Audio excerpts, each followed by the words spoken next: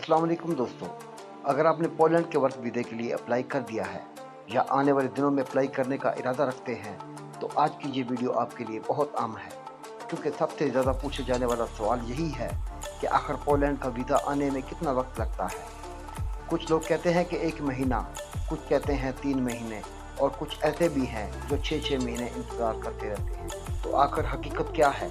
आज की इस वीडियो में मैं आपको सिर्फ वो मालूमात दूंगा जो हकीकी प्रोसेस पर मबनी है, ताकि आप किसी एजेंट या सोशल मीडिया के अफवाहों के बजाय असल बात समझ सकें। पोलैंड का वर्क परमिट और पोलैंड का वीज़ा एक चीज़ नहीं है। बहुत से लोग यही गलती करते हैं। सबसे पहले पोलैंड में मौजूद आजर आपके लिए वर्क परमिट हासिल करता है।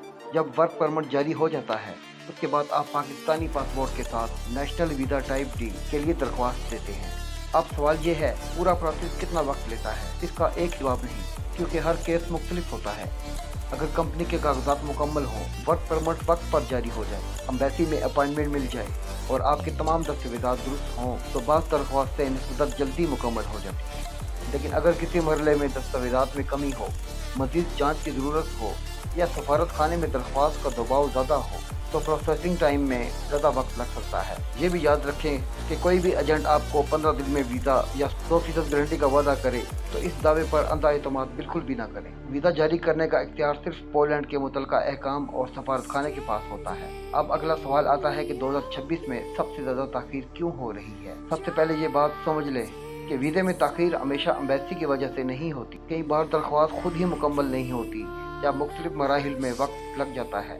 पहली वजह, दस्तावेज़ात का नामुकम्मल होना। अगर आपके कागजात में कोई कमी हो, मालूमात एक दूसरे से ना मिलती हो या किसी दस्तावेज़ात की मज़ीद तस्दीक दरकार हो तो आपकी दरख्वास्त रुक सकती है। दूसरी वजह, वर्क परमिट में ताख़ीर। बहुत से लोग समझते हैं जैसे ही कंपनी जॉब ऑफर भेज देगी फ़ौरन वीज़ा मिल जाएगा। हकीकत यह है कि जब तक पोलैंड के मुतलका अहकाम वर्क परमिट जारी नहीं करते, अगला मरला मुकम्मल नहीं होता। तीसरी वजह, एम्बेसी में ज़्यादा दरख्वास्तें। साल के बाद महीनों में दरख्वास्तें बहुत ज़्यादा होती हैं, जिसकी वजह से अपॉइंटमेंट और प्रोसेसिंग दोनों में वक्त बढ़ सकता है। अब एक वो ज़रूरी सवाल, क्या आप अपनी फ़ाइल जल्दी जमा करवा सकते हैं? अगर कोई शख्स आपसे कहे कि वो पैसे लेकर आपकी फ़ाइल एम्बेसी से जल्दी निकलवा देगा तो बहुत एहतियात करें। आमतौर पर वीज़ा फैसले का कोई शॉर्टकट नहीं होता। अगर किसी मखसूस सरकारी सर्विस के तहत तेज़ प्रोसेसिंग दस्तियाब ना हो तो सिर्फ पैसे देकर आम दरख्वास्त को तेज़ करवा लेने का दावा काबिल एतमाद नहीं समझा जाता। अब बात करते हैं इन दस्तावेज़ात की जिनमें सबसे ज़्यादा गलतियाँ होती हैं।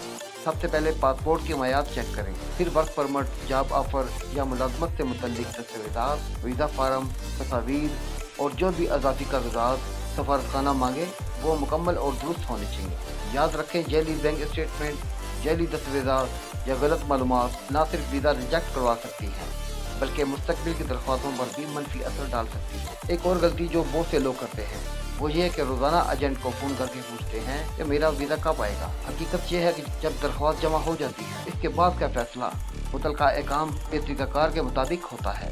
गैर ज़रूरी अफवाहों या सोशल मीडिया के हर पोस्ट पर यकीन करने के बजाय अपनी दरख्वास्त की सरकारी अपडेट पर तवज्जो दें।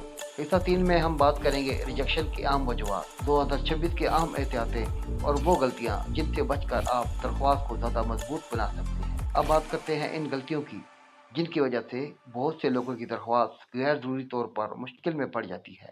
सबसे पहली गलती, जेली जॉब ऑफ़र।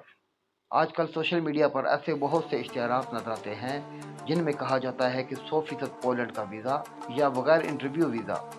याद रखें, अगर कोई कंपनी आपसे पहले ही बड़ी रकम मांग ले, इसका रजिस्ट्रेशन वादे नहीं या वो मुआहदा और वर्क परमिट की तस्दीक नहीं दे रही तो बहुत एहतियात करें। दूसरी गलती, दस्तावेज़ात में गलत मालूमात देना। बाद लोग अपनी मुलाजमत, तनख्वाह, तालीमी काबिलियत या सफ़र रिकॉर्ड के बारे में गलत मालूमात लिख देते हैं। अगर वीज़ा अफसर को मालूमात में तजाद नज़र आए तो इससे दरख्वास्त पर मनफी असर पड़ सकता है। तीसरी गलती, हर खबर पर यकीन कर लेना। अगर किसी दोस्त का वीज़ा 1 महीने में आ गया तो इसका मतलब ये नहीं कि हर केस इतने ही वक्त में मुकम्मल होगा। हर दरख्वास्त अलग होती है, प्रोसेसिंग टाइम भी मुख्तलिफ हो सकता है। अब एक आम सवाल, अगर प्रोसेसिंग में ज़्यादा वक्त लग रहा है तो क्या करें? तो सबसे पहले घबराएं नहीं। अगर आपकी दरख्वास्त मामूल से ज़्यादा वक्त ले रही है तो एम्प्लॉयर या मुतलका वीज़ा सेंटर से बाज़ाब्ता अपडेट हासिल करें। बार बार नई दरख्वास्त देना या गैर मुसद्दिका मालूमात पर अमल करना मसले को हल नहीं करता।